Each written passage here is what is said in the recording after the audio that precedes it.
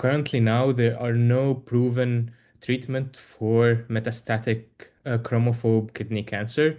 The median survivor is about 27 months when this specific cancer is metastatic.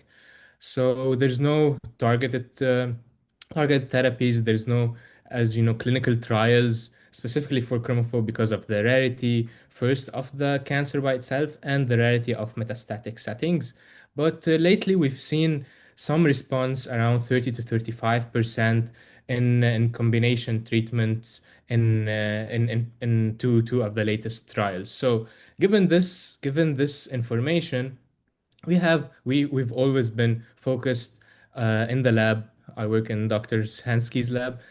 We've been always focused in first understanding the pathogenesis of chromophobe and searching for new targeted therapies.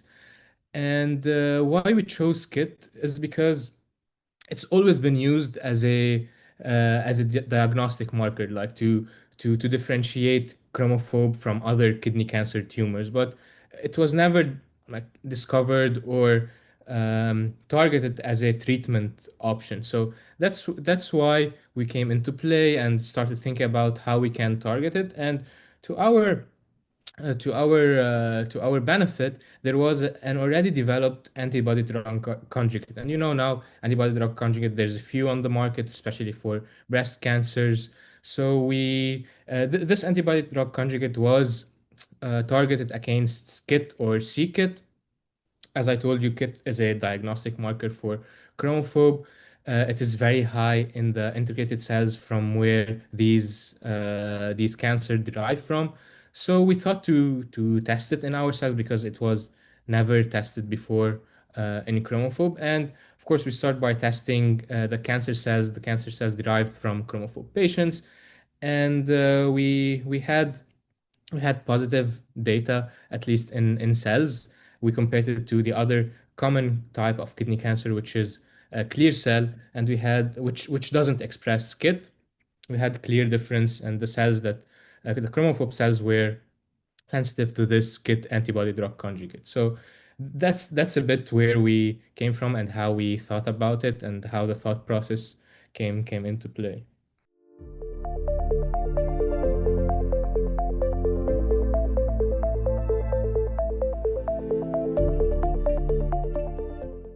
To emphasize that KIT, if you take all cancer studied in the TCGA or the Cancer Genome Atlas, where they did RNA sequencing for around 35 cancers, KIT by mRNA expression is the highest in chromophobe. So that's first.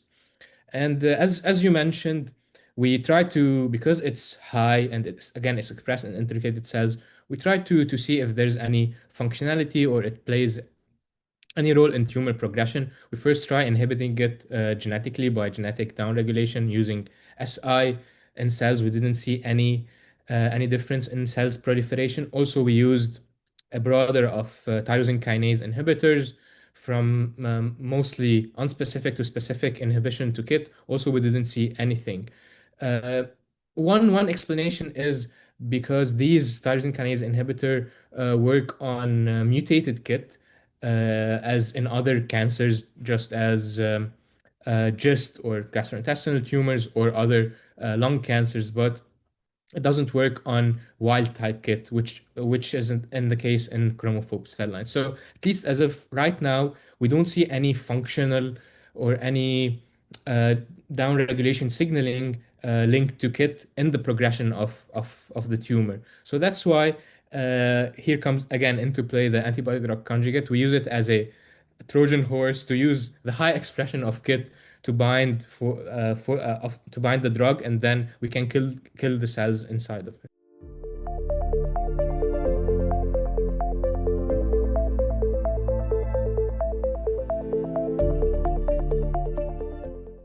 Lab 628 again was developed by Novartis a few years ago. It was tested only on lung cancers and uh, intestinal cancers, also because KIT is expressed there, but never tested on chromophobe. So the payload of this specific ADC is the M1 or mitanoside.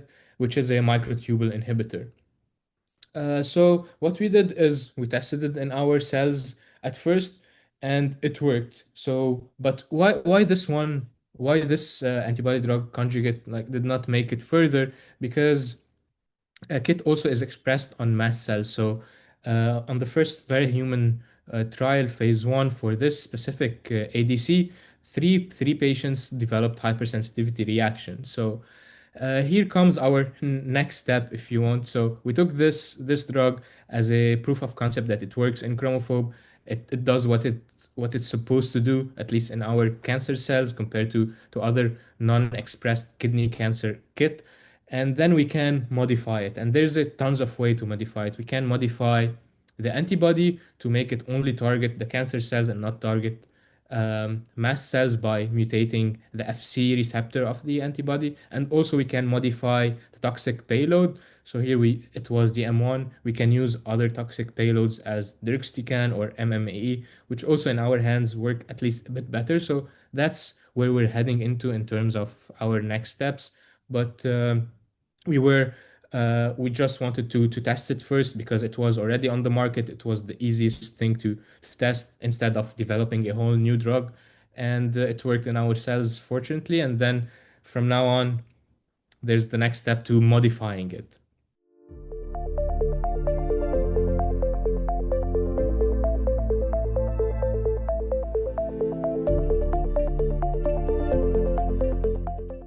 There's a lot into play for this question because first, it is targeting only KIT expressing cells. So let's say clear cell which doesn't express KIT, or papillary or other kidney tumors that don't express KIT, makes it harder for this drug to work and makes it much more specific to work in kidney cancer, which is the most or the least that has the drugs out there.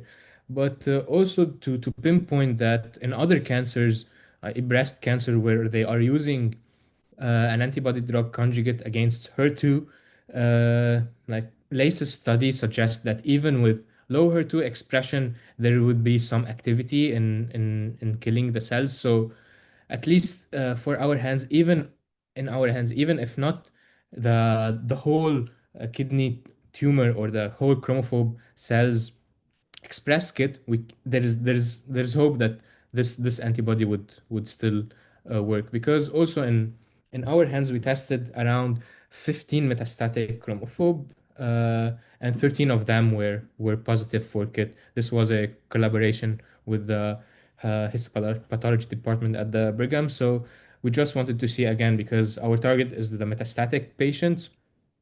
So 13 out of the 15 were positive for kit.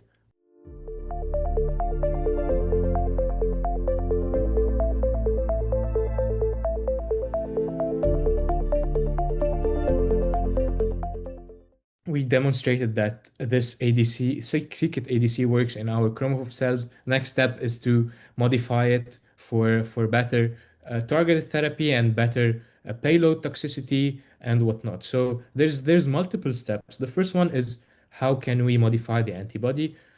Easiest thing is to mutate the FC receptor for it only to target cancer cells and not target, for example, normal cells such as mast cells. The second thing is to modify the toxic payload. Here it's a microtubule inhibitor. There's other deruxtecans, topoisomerase inhibitors, so such as MMAE or deruxtecan. And also that's another avenue to modify the ADC and make it better. And this would take me into a clinical trial that it's already now open in 7 sites for a c-KIT antibody drug conjugate. And the toxic payload is the MMAE, which I was talking about. 7 sites are all over the US. This clinical trial is by Novelty, which is a company based in Korea but has headquarters here in Boston. So it's open in Texas, Miami, Ohio, Oregon, and Virginia. And it coincided with our signal from our cancer cell lines that also chromophobe is included in their pool of cancers that they want to test in this phase one for the c-KIT ADC. So we hoped uh, we demonstrated that we have a signal from our cell lines. We hope that a chromophobe patient would enroll in this clinical trial to get a signal from human data, and in this way we can push more forward.